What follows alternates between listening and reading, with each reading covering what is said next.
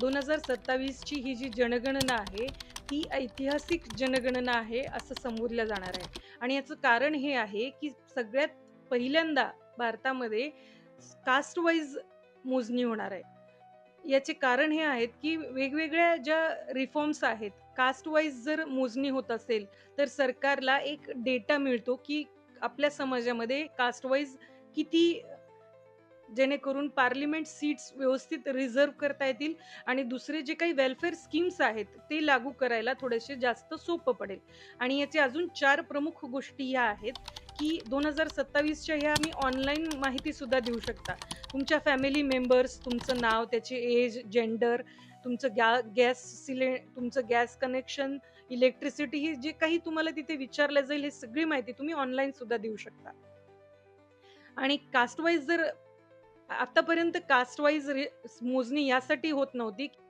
Secularism या गोष्टीवर आपण भर द्यायचो, कारणच भारतामध्ये जात आणि रिलिजन याचं महत्त्व आपण करणार नाही आहोत, हा उद्देश त्याच्या पाठीमागे होता.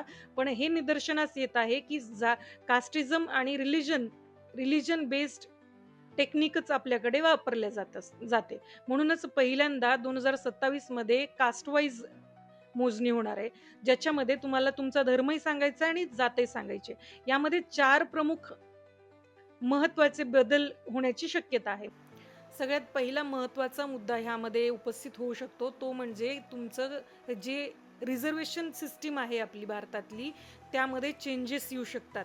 हे जे 50% रिझर्व्हेशनची स्कीम आहे, यामध्ये बाकी इतर कास्टचं इन्क्लुडन किंवा काही चेंजेस यामध्ये करण्याची शक्यता आहे. ही जी एस-सी-एस-टी रिझर्व्हेशन आहे, त्यामध्ये सब डिव्हिजन सुद्धा येण्याची शक्यता आहे.